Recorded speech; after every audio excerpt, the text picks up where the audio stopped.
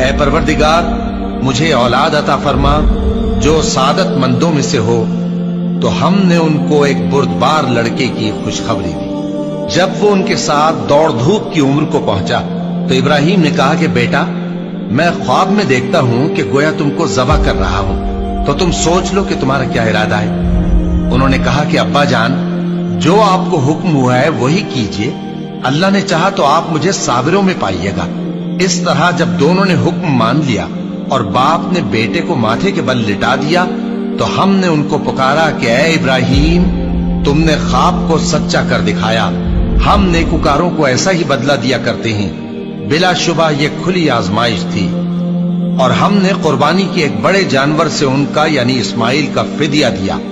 اور پیچھے آنے والوں میں ہم نے ابراہیم کا ذکر خیر باقی رکھا کہ ابراہیم پر سلام ہو، نیکوکاروں کو ہم ایسا ہی بدلہ دیا کرتے ہیں، بے شک وہ ہمارے مومن بندوں میں سے تھے۔